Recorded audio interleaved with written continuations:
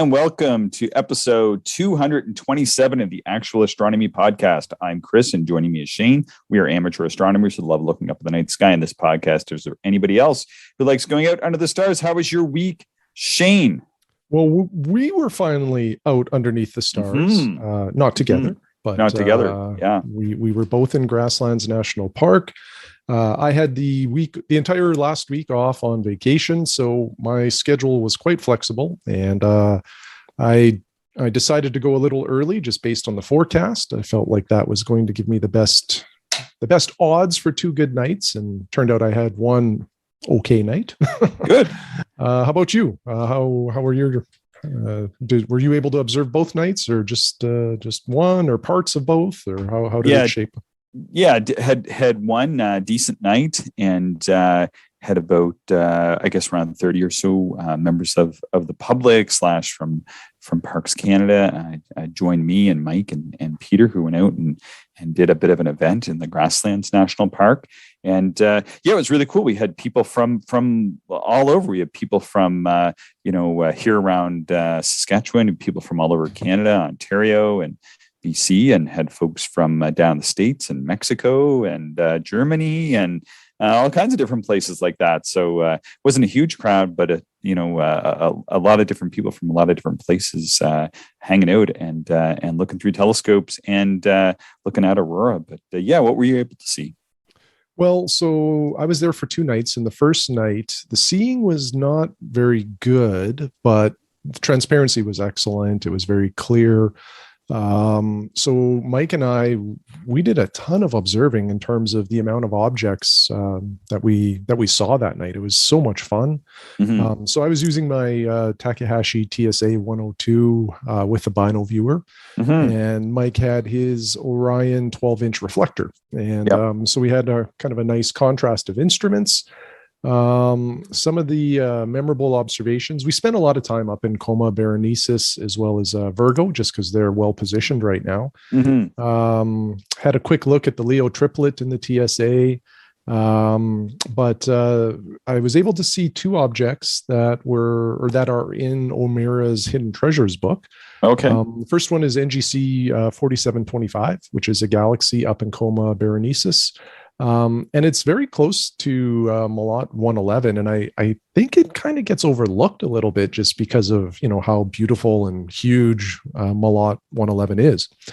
But with the 24 millimeter panoptics, I was able to see in the 4-inch an elongated galaxy, but it had 2 bright spots that were visible with averted vision.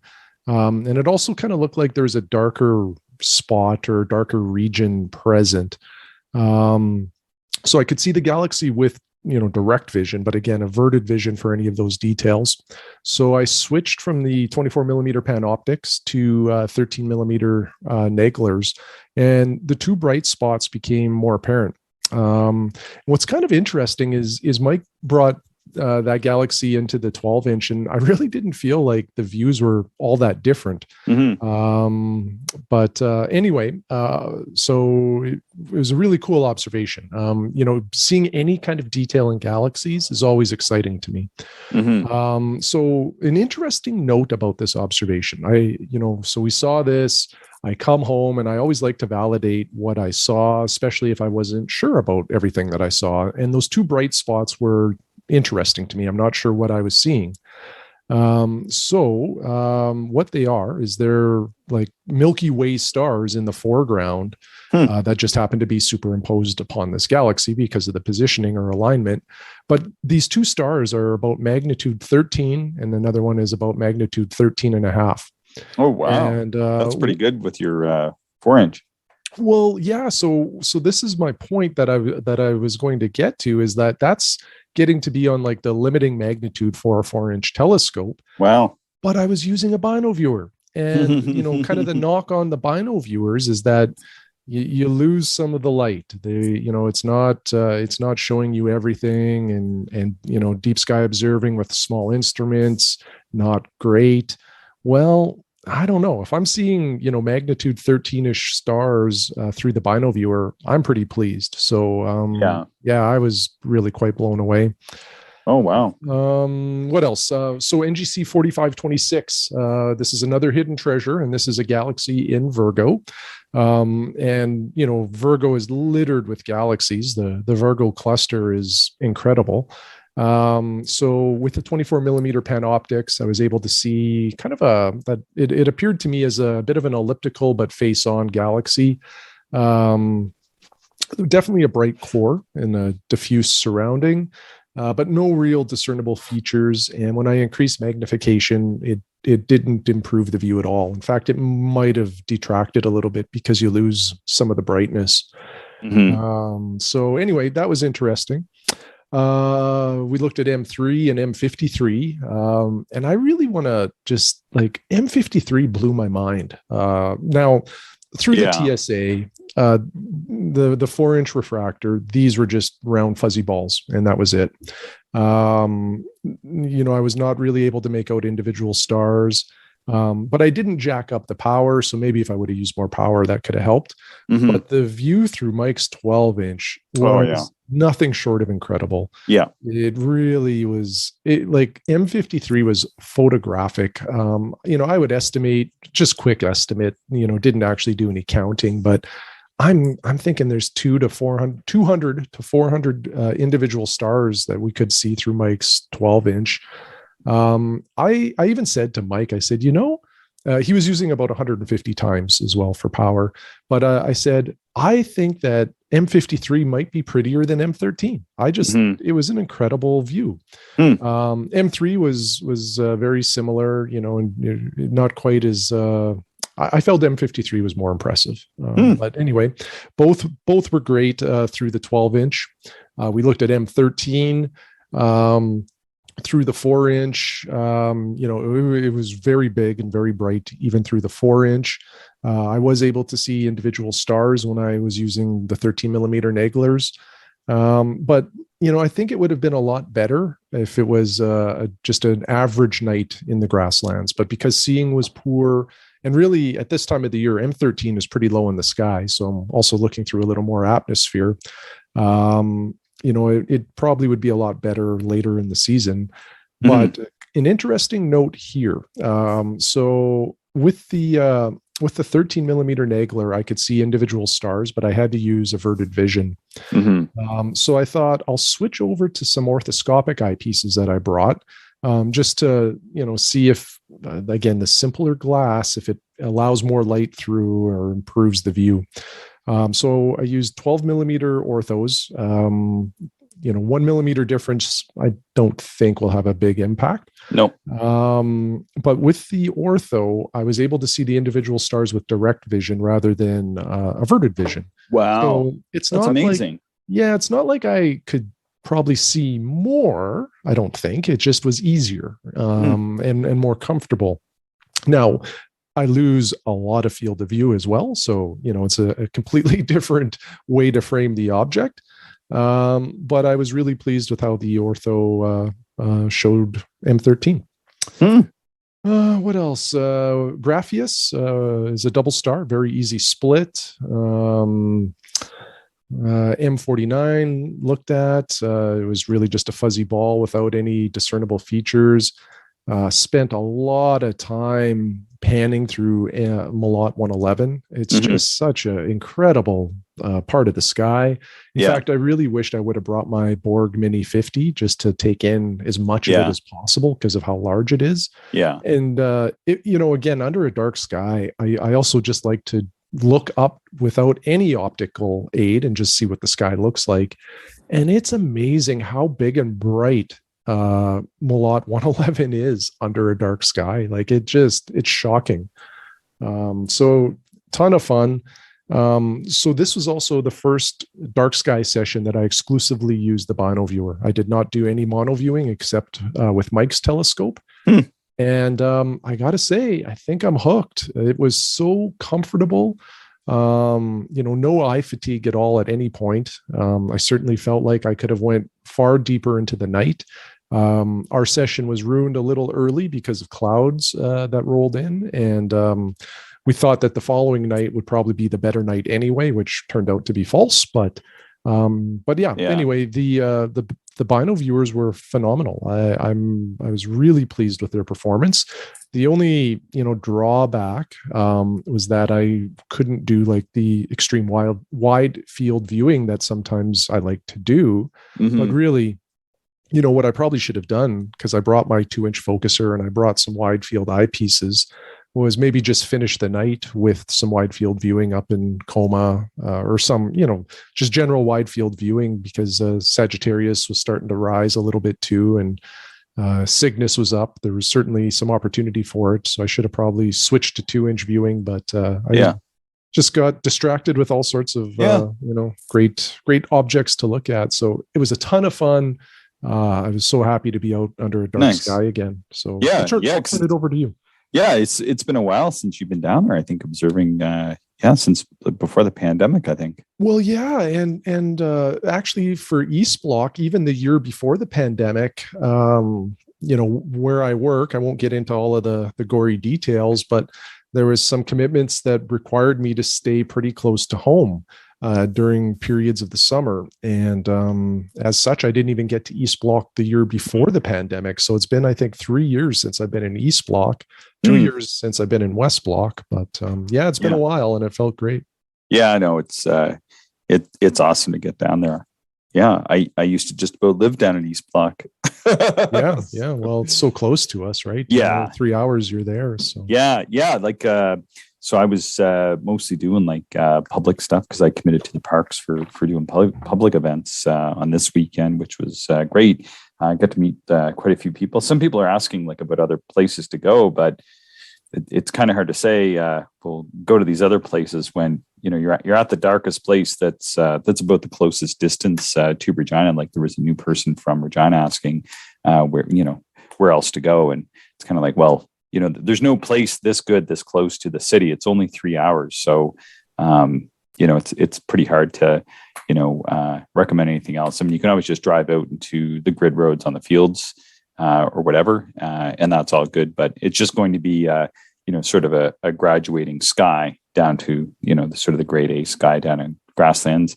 So we just told them, you can just drive out of the city 20 or 30 minutes on the grid and you're all good. But, if you really want really good skies like this, well, that's the place to go, Yeah. Absolutely. And that's what, they asked what we did. And we're like, well, we come here, or we just, drive half an hour, 45 minutes out of the city. So I think they're going to come down and join us in West Block. They don't have a telescope yet or anything, but they're kind of keen to maybe start doing some astronomy. So recent transplant from Northern Ontario. A few other folks like that showing up. So it was pretty good. It was kind of like experiencing the four seasons, though. Like, we had summer-like conditions where we were in shorts and t-shirts and putting on the sunscreen. We had really like cold weather that would roll in from time to time, where we were putting on parkas and hats and getting down close to zero, and didn't have any frost, but we got pretty close. And just kind of some temperatures sort of in between. It was kind of a funny weekend weather-wise. Had some rain on the way down on Friday, and then that created a little bit of fog and some more dewy conditions than what we would have liked on Friday evening. But it kind of didn't matter, though, because we had a huge, magnificent aurora display. It was probably one of the most striking aurora displays that we'd ever seen. Some people were taking photos. I thought I could kind of see pink in it, and somebody took a photo and it came up pink. It was this huge, like, pinky, yellowish, whitish aurora that covered half of the sky. Started just in the north as like a weak aurora band, and then we started getting some curtains and some large pillars. And then after about an hour of this, it really was flooding pretty much the whole sky with some light. And then we started to see like a spire forming due east. And I've only ever seen this once before, and it got thicker and longer and thicker, and it just grew and grew and grew. And we watched it extended right up from the east, went right overhead, and then went right into the western horizon, which I believe is one of these new Steve auroral phenomena that people are so stoked about. But we definitely saw one of those form up, and we watched that for a long time as well. It sat there for the better part of an hour. yeah, it was a pretty spectacular aurora display. And yeah, it was neat. We were showing people some stuff. Mike was showing people stuff through the telescope, and people were lined up there. And then kind of once the aurora was really kicking up, we were getting pretty dewed out. So yeah, everybody just kind of stood there watching it, because we probably, I think maybe half or three quarters of the people had never even seen an aurora display before. And so to see something like that with lots of people that had never even seen aurora before was really fun, because they were pretty excited. There's a lot of oohs and ahs as like spires would form and curtains would roll in, and then the Steve kind of shot up out of the east, and then through the overhead. Yeah, it was pretty spectacular. Wow. Yeah, that's amazing. The Tuesday night that Mike and I were observing, there was a very short aurora flare in the north. It probably lasted about 15, maybe 20 minutes. 3 or 4 pillars that were quite active, and then it just faded. It really didn't get all that bright. But what you saw sounds incredible. Oh yeah. Yeah, it was bright, and it was really neat, and I think people really enjoyed it. Sort of the downside was, like, it was so bright that we had started to see the Milky Way as it got dark, and then that just got completely washed out. Like, you couldn't see the Milky Way. I mean, it was very bright. Like, you couldn't read by it, but it was very, very bright. Yeah, like casting shadows, and yeah, it was like a very bright display. So I think, we lost a lot of the stars. So typically there you can see well into the 6th magnitude naked eye, and we were down into like the maybe the 4th magnitude in the best part of the sky. And some parts of the sky you can only see 3rd magnitude stars, if that. Wow. Because it was extremely bright. So very, very cool to see, though. Yeah. Well, that's the catch-22 with the aurora. It's absolutely beautiful, but it really does. It has the potential anyway to end your observing because of how bright they are. Yeah. And then we kind of packed it in after a while, because it did get rather dewy, and it was cool. Like it got down into the low single digits, and so we all went off and went to bed. And I got up to try to see if I could see some of the planets in the dawn sky, but some clouds had rolled in by then. So there was no luck with that. And then on last night, gave another talk to the public, and then it was just too cloudy. We had some sucker holes and pointed out the odd star to people, but things didn't pan out last night. It didn't rain or anything, but it was just too many clouds kicking around. And so we talked to folks for a while, and then just kind of went up and waited till midnight to see if we could see any breaks, and saw none. So we packed it up and just sort of went to bed early, which is sort of like midnight or 12:30 or whatever, and got some good sleep, though. Boy, feel pretty well rested today, and here we are doing a podcast just about 2 hours after I walked in the door, so that's not too bad. Yeah, for sure. Sounds like we kind of had a similar experience of one night of observing, and then one night of just getting a good night's sleep, because the clouds rolled in and took away our fun. Yeah, there was neat stuff going on down there, though. Like, we saw, typically, we have pelicans in Saskatchewan, but there was 18 or 19 pelicans down there flying around. So that was a neat thing to see, because typically there's not pelicans in that area. Yeah, Mike and I saw them too, which was interesting. I've never seen them down there before. Yeah, and it looked like there was some other folks that had showed up and were doing like some astrophotography and stuff like that. People that we didn't know or anything. So it's really neat to see sort of on a continual basis now, like pretty much every weekend, there's an astronomer or two that are coming down and using the park. Because of course, our little group of fine folks were the only people that were using it for astronomy for quite a few years. So it's great to see that kind of catching on, because they do take keeping the park as dark as possible fairly seriously. So it's a nice spot for anybody to be able to go and do astronomy on any weekend now. Except stay away from the washrooms. Those bright white lights are atrocious. Yeah, they put up some red filters on them. So they did for that night. Yeah. So it wasn't too bad, but the problem with the washrooms is they meet the International Dark Sky Association and RASC specs for dark sky lighting, because they have lights that face down, and they don't have any directional lights. You're just getting reflected light, like coming off the walls and coming out, sort of between the cracks and everything. Like it's not a direct light. But of course, what happens is when you're in a pristine location, it just seems horrendous. But it's not. It's really not very much light. Like if it was anywhere else, like if that was, the way your neighbor's house was set up, you would be, clicking your heels, because if every house in your neighborhood was set up like that, you would have, another magnitude of dark skies probably, in your backyard, Shane. But you throw that into the darkest place in, along the American border here in Western Canada, and it just seems, like you're really robbing the sky of starlight. Just unfortunately the way it goes. So, yeah. Yeah, I wasn't thrilled with it. That's for sure. The washrooms down by the, I guess, visitor center were not as bad, but the ones up on the hill were quite bright. But it is what it is, I guess. Oh yeah, yeah. I mean, that's just the way it is, because I think like the standard is just like they're making it sort of for the average. And if you were in a dark sky preserve that wasn't really that dark, this would be, you wouldn't even notice it. You would think this is totally fine. Like I know, like the provincial park that we would do astronomy in, in Nova Scotia, if their washrooms were set up, because I think their washrooms have like external lights on them and everything, if they were set up like this, sort of in amongst some trees and sort of off to the side, it'd be no problem. But they're not really set up for the darkest spot where it's just totally open, because there's no trees or anything. Like typically, I think the washrooms are sort of set off to the side and sort of hidden behind some trees and maybe other buildings and that sort of thing. But where we go, they're sort of front and center, and there's no trees. So white light comes on, and you could be 5 kilometers away and you're going to see it. So that's just kind of the way it is, unfortunately. Yep. Yeah. Cool.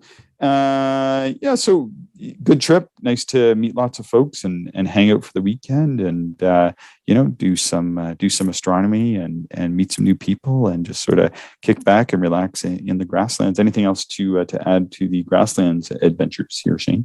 Just one thing. So when we do these trips, the other aspect of them is the daytime, and often we just sit around and talk and kind of joke around. And Mike brought 2 new books that I've not seen before, that I thought were really outstanding. The first one is the Messier Guide that Wilman Bell prints.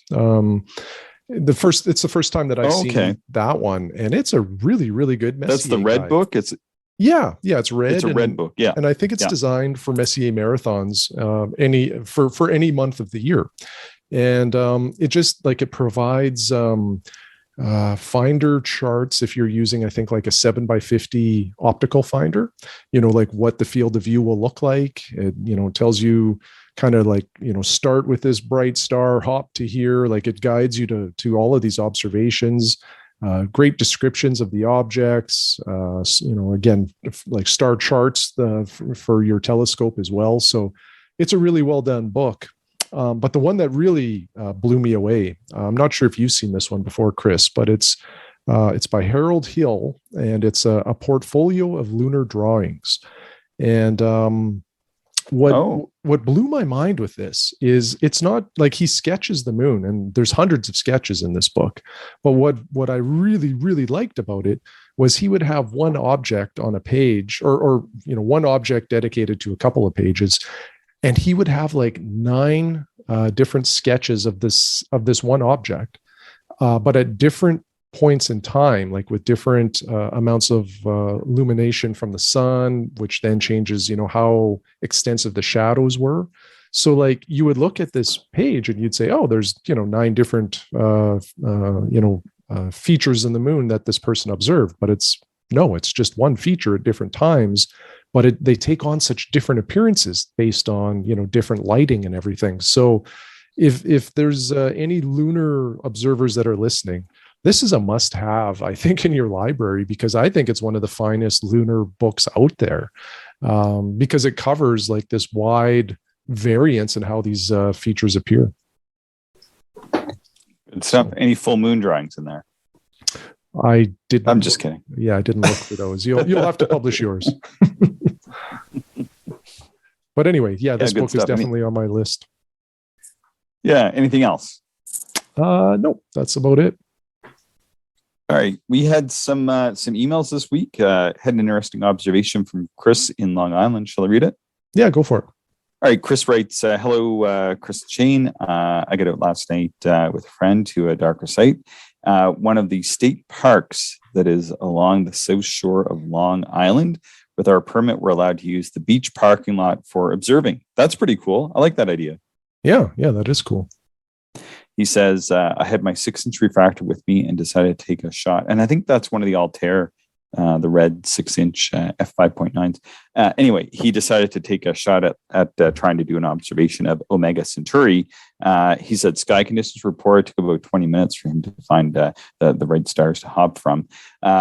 He said, with a lot of patience and long bouts of standing on my tippy toes, I was able to confirm that I found Alnair, which is Zeta Centauri. Not only were sky conditions poor, the cluster at culmination is a mere 2 degrees above the horizon for us here. The region of sky is also a little sparse with stars and other finding objects. And I know that I've observed I've observed that region of the sky and taken a look at Omega Centauri when I was in Hawaii. He goes on to say, at around transit time, I slowly panned back and forth with my telescope centered on Alnair's altitude. I'm certain that the ever so faint patch of light that he observed was the globular cluster, but there was no resolving happening for me. I cut the power at 28 magnification. No sense in trying anything else. I guess I'll log it as observed. I also wanted to thank you guys for recommending the Walter Scott Houston book, Deep Sky Wonders. I bought an excellent copy on Cloudy Nights Classifieds and I absolutely love it. So beautifully written and organized. I love how he tells the reader what scope and conditions he had for his observations, as well as how he reports on what other used and experienced as far as instruments and their own observations through those instruments. It would have been nice if the editors had included the object's magnitudes in the table at the end of each chapter. But other than that, it's a treasure. Clear skies, Chris in Long Island. So nice observation there. I like that. Yeah, that's very cool. Observing that close to the horizon is never easy. So, I think anytime you can pull something like that off, you're kind of in bonus territory. Like that's pretty cool. Yeah, and I think and he was saying like the conditions were poor, and there was a few other things. Like I think he had his telescope set up really high, and because he had to stand on his tippy toes to try to look through it to see that area of the sky. But that's like an experience. Like that's a really great experience because, like say in a week's time or whenever, because we're still in that new moon period here for at least a few more days anyway. Maybe he's able to get out again, or maybe next year he gets out and gets a better night. He kind of is oriented and knows roughly where it is and how he saw it last year, and kind of like on that subsequent night might get to make a more detailed observation kind of thing than just a detection. And it'd be pretty fun to hear back from him in a future correspondence to see how he makes out if he goes after it again. Yeah, absolutely. Yeah. Walter Scott Houston's book, Deep Sky Wonders. What are your thoughts on that text? I don't own it. That's my thought. Oh, I own it. I love it. It's about my favorite book. I agree. I wish that so Stephen O'Meara edited together Walter Scott Houston's articles, which spanned several decades, I think from like the mid 50s or early 60s until the early 90s when Houston died. And they were published in Sky and Telescope pretty much every month. And Stephen James O'Meara took many of those and edited them down into a book sort of month by month by month. And I agree with Chris's assessment that it would have been nice if they give a more detailed lists at the back of each chapter. And then as well, I wish that they had used like some more in different objects. Like for example, in the summer, they sort of turned to the northern sky, I guess just to be a little bit different. But it would have been nice to have more, south-reaching objects and objects closer to the southern horizon than we can see in the summer. But yeah, small quibbles. And like Chris, I like how he details his observations as well as the observations of the readers. Yeah, very good. Yeah, right on. All right. Should I read the next one? Go for it. Okay, this is from Peter. Hi, Chris and Shane. I made a few modifications to the FC100DZ. I added a 2-speed 12-to-1 focus adapter. The focuser seems to be the same one that's sold under the More Blue brand by Astro Hugh-Tech, but they are out of stock. I got this on eBay from a guy in Chengdu for $190. He claimed that he supplies More Blue. It's a very solid piece of kit. Sticks out a bit from the side, but I think that's a feature rather than a bug. It works fine. The installation was very easy, but it took me a little while because I was approaching things cautiously. And you'll also see that I got a Bader click lock, as you suggested, which is a really fine piece of kit that you and I enjoy. What else here? Peter also says that he got some tube rings from More Blue and a handle from Astro Tech. The handle came with a matching Vixen dovetail. The whole thing is maybe a pound lighter now versus using the clamshell. I can get 2 hands on the handle if needed, so it's much more manageable and it feels very secure. I will probably put some slightly thicker felt on the rings. The case from Stellar View that he sent photos of looks soft on the sides, but it's well padded and it's quite stiff. And what else here? I'm finding visual observing of DSOs to be quite frustrating here due to the light pollution from Phoenix. I'm doing much better with what I think I'll call photographic observing. Recently, I've been fascinated by the Virgo cluster. I finally got my 0.8 focal reducer for the AT60ED. The 60 millimeter with reducer allows me to get a lot of the cluster into the frame. There are about 3 hours worth of exposure time in a picture that he sent, which is centered on NGC 4438. And then he finishes it off by saying, well, I guess not quite finished, but it's fun to count the galaxies. And then it looks like he's going to Sedona for some darker sky observing. Yeah. So he's going to take the Sky Team 2 mount, the TAC, and the AT60. Oh, nice. Maybe the C5 and C90. So, yeah, that's quite an army of instruments, and looking forward to hearing about those observations too. Yeah, I love seeing the photos of Peter's 100DZ, which is a Takahashi 4-inch telescope and refractor, and just seeing how he has it set up. I really like those More Blue products. I have a few of them, mostly plates and stuff like that, but. I think they're nice and lightweight, and it really makes to help your gear become a little bit more portable. Yeah, pretty nice. Yeah. I do have a couple dovetails from More Blue, and they take out really any unnecessary metal to lighten it up and seem to maintain the rigidness that you need from it. So it's a good product. Yeah, they don't get all scored up. I've got them on my, tax. Yeah, my FS60 and my 100 millimeter have them. So yeah, all good to go there. Cool. Anything else to add for Peter? Nope. Excellent. Yeah, thanks, Peter. Thanks for sending those, and thanks for sending those pictures. Yeah, it's really good. Shall I read James's email next? Yeah, for sure. Yeah, James writes, greetings, Chris. I was listening to your latest podcast, and you asked for suggestions for future episodes. I've listened to all of yours and Shane's podcasts, and many of them multiple times. And for me, the most enjoyable ones are the deep dives. Well, thank you for that, because we often debated whether we would do more of those or not. While listening to those tours of the constellations, I pull up Stellarium and follow along. Oh, wow. Hopping from star to star while listening and saving to my favorites. In Stellarium, those objects I'll try to observe in my next nighttime outing. Well, that's pretty cool. Yeah, that is really cool. I hadn't thought of that. Yeah, I was just going to say the same thing.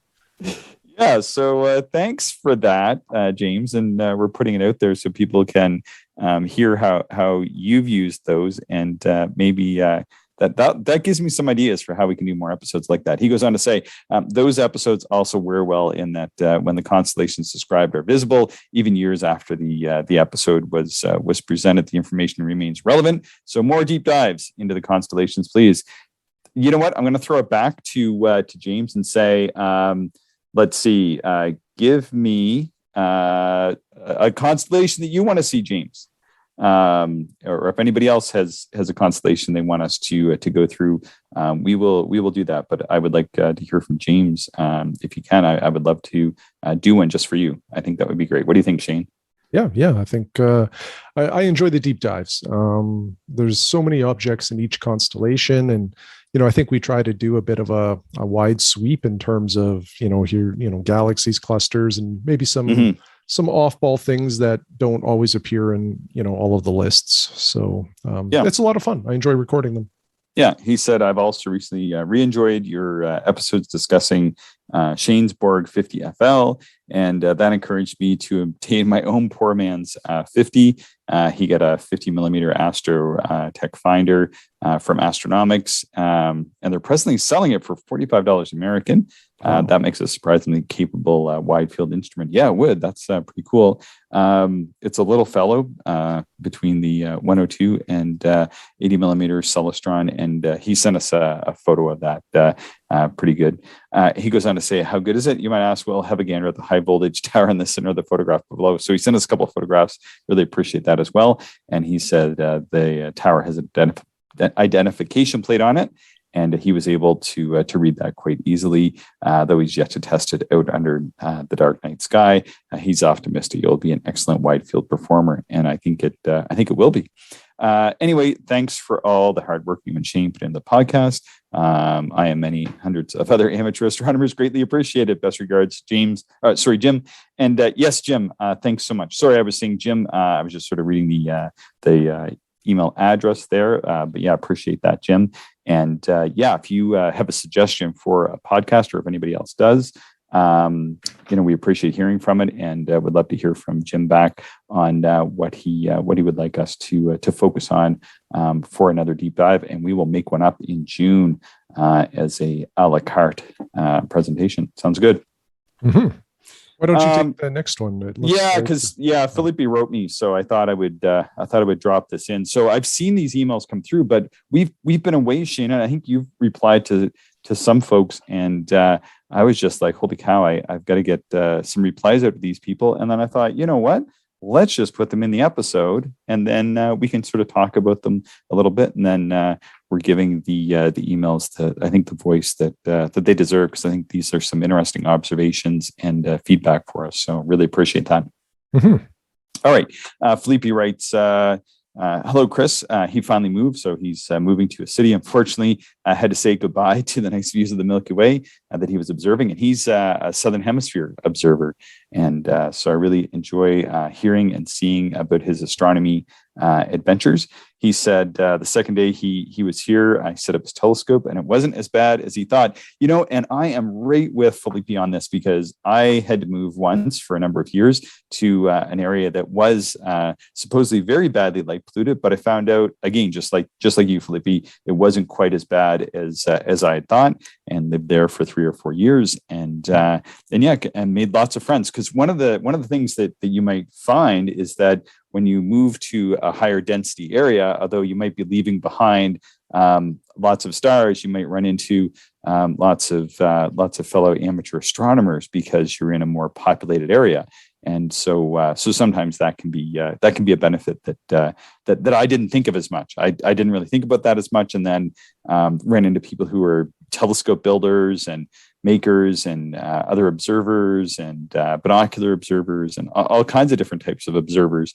The skies weren't pristine and quite as good as I would ideally like, but met lots of really interesting observers. So he goes on to say, let's see, he can no longer see certain clusters with the naked eye, but he managed to find Omega Centauri, which is hilarious, because we had Chris's email about finding Omega Centauri, and the struggles that he had there. And here's Felipe observing in the Southern Hemisphere and working on the same object. He is also able to observe the jewel box and a few of the double stars, and mainly, was showing some of the stuff to his family members, which is really cool. So I think it was like, obviously living further away from his family. Now he's living closer to his family, but it's more light polluted, and able to actually share some of his observations with family. So that's pretty cool.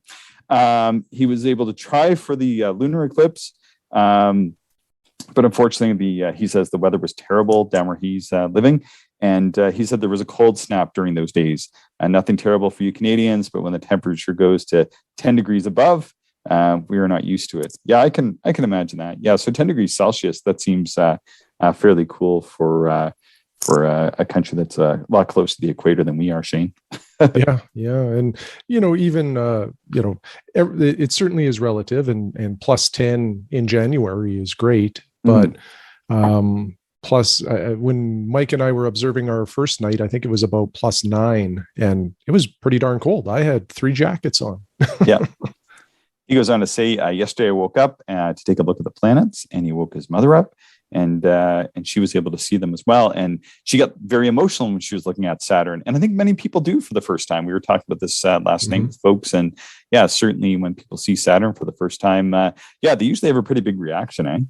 Yeah, well, I don't know. Well, it's just absolutely beautiful. And it's probably one of the best, I think Saturn and the moon are maybe 2 of the best objects for a telescope, where like they're photographic no matter how you observe them, and you just can see so much detail. It's incredible.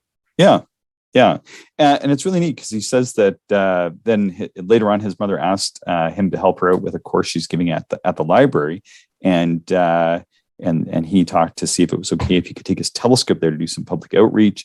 They love the idea. So they have a nice amphitheater, he said. And maybe once he gets a little bit of experience, he can do a few classes. And then he would perhaps come to me for some advice. And I'm not any sort of expert on this by any means, but I've certainly taught a lot of observing classes. And that's one thing, as amateur astronomers that we can do. And I think people do really appreciate it, because oftentimes when we think about astronomy classes, we're thinking like astrophysics and mathematics and all this kind of stuff. And that's great if you want to go do an astrophysics degree.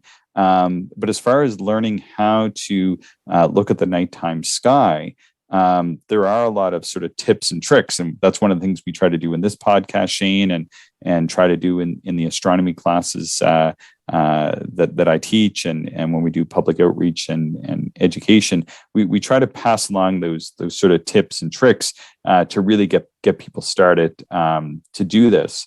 And I'm happy to share those with folks, and if we can arrange it, happy to Zoom with people and have some conversations, and kind of I can quickly like walk somebody through my sort of my class presentations and let them know how I do it.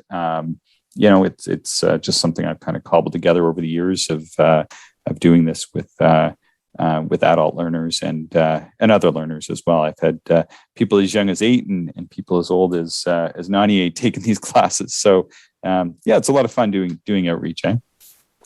Yeah, I enjoyed talking to people and learning about their experiences, and it's a lot of fun. Yeah, I really enjoy it. Yeah. He also said he enjoyed our episodes on all the different kinds of telescopes and binoculars, and he's really happy that we're getting lots of listener emails. And don't know if we thought about it, but he thought it might be cool if we could share more of the reports and pictures. Another thing that could be interesting is some kind of community for your listeners. I hope you're well. Clear skies, Philippi. Yeah, thanks so much, Philippi. Really appreciate it. I'd like to do something. I'm not sure. I need to manufacture some time and see what we can put together. There are great places for amateurs to go. So at least, and we haven't really discussed this, Shane, but I really think like Cloudy Nights is an awesome spot where people can go and certainly discuss amateur astronomy topics, regardless of where they are. And I kind of feel like in the ideal world, if we did have our own place, it would be very similar to Cloudy Nights. And I kind of feel like, well, why? Recreate the wheel, so to speak. Mm-hmm. Agreed. Yeah. Cloudy Nights is a great resource, and I don't think you and I could do anything that would rival it. So, I think we utilize what's there. It would be nice to be able to share some of the photos and things that we reference. So maybe at some point we'll get to that, but we'll see. Yeah. I need to look into how we would host that exactly. We never thought of that when we were setting it up, and we've had a few requests. We appreciate that. And we love the stuff that people send us. It's unexpected. A lot of the stuff, and I think you'd agree with this as well, Shane, that a lot of the stuff that's happened is kind of unexpected. We didn't think people would write as much. And in talking with other people who are doing podcast and other online content generation, I think some of the time people have mentioned that they're surprised how many emails that we'll actually receive from the listeners. And so we do love them and enjoy them quite a bit and try to respond to everybody, although I think the odd time they do get through the net, so to speak. Because of that, it is a bit unexpected. And I don't think we ever set up any kind of structure to incorporate the sketches, images, astrophotos. The gear photos are spectacular. I love the gear photos people send. I never thought people would send us as many photos of gear as they do. That's just a total happy surprise, at least on my end. I don't know what your thoughts are, Shane. Yeah, I enjoy it all for sure. Through the gear photos, like sometimes I even I get ideas, or I'll learn of some other gear that's out there that I may want to consider for my collection too. So it's fun.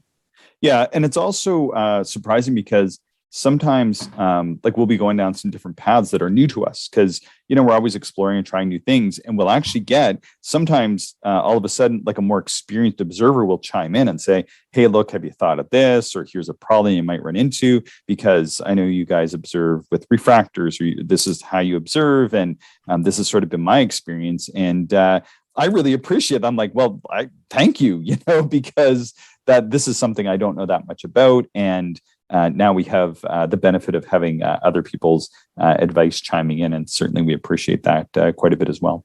Yeah, absolutely. Cool. I think we have one more short email to read, Shane. We have another Charles who wrote. Do you want to take this one away? Yeah. So he said, I'm new to astronomy and taking your advice about beginning with binoculars. Most reviews of the Canon 12x36 image stabilized binoculars are positive.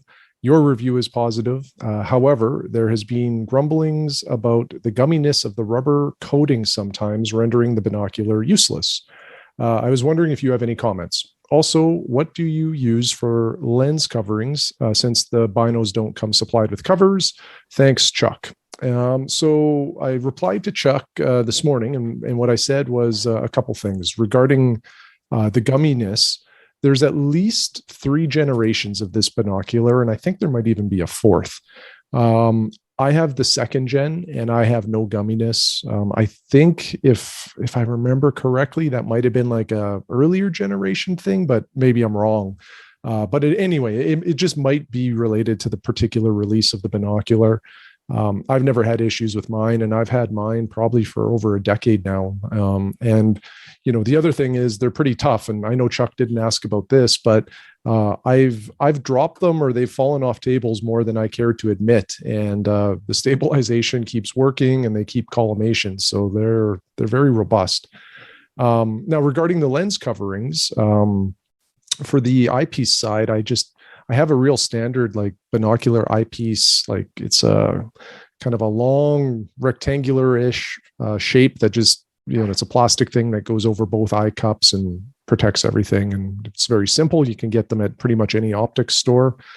And then on the main objectives, I used to use just like the rifle scope flip up covers that fit on quite nicely. Although one of those broke off and I just never replaced them. And I don't feel like I miss them all that much. Like I'm not getting any dust really on the objectives.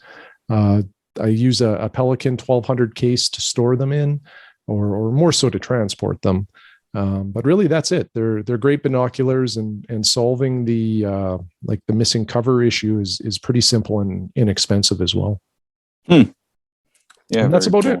Yeah. I like those binoculars quite a bit. And I think one of the things that I read about anyway, Shane, is that some people were speculating if people were maybe putting stuff on their hands and then handling binoculars, like if they were putting a lot of bug repellent on maybe, or other chemicals and stuff that maybe had caused some deterioration. Anything like that. Well, I haven't, but that's a really good point. And, Chris, we've done, 227 episodes now, and we've talked a lot about, how we prepare to observe, but I don't know if we've ever talked about that, that if you do bug spray, or sunblock or any of those types of chemicals. You really don't want that stuff anywhere near your optics. Yeah. Because if you're spraying on mosquito spray, and it gets onto onto a lens, I'm speculating, but I don't know how well your coatings would come out of that. Yeah. I think some of that high percentage DEET can, eat rubber and do all sorts of nasty things. So I typically don't use any of that stuff if I'm observing, just because I don't want it anywhere near my eyepieces or telescopes. Yeah. And then as well, just like people might be keeping them in hot cars or different things can change over time. But I haven't seen that in any examples and anybody that I've known that's had a pair of the image stabilized binoculars. I haven't seen them deteriorate like that. I probably know at least half a dozen or more people that own them over a long period of time. And yeah, I just haven't seen that. Yeah. Mine have been great. So I can't, I have nothing negative to say about those binos. They've been outstanding for me. Yeah. Well, do you have anything else to say for this episode? I do not. Excellent. So thanks, Shane. Thanks, everybody, for listening. We're on Patreon. If anybody wants to shoot us a donation, we always appreciate it. And we're always excited to get your observing emails to actualastronomy@gmail.com. Thanks so much, everybody. Thank you, everyone, for listening, and we hope you enjoyed the show. If you are interested in more information, would like to contact us, or if you would like to support the podcast, check out our website, actualastronomy.com.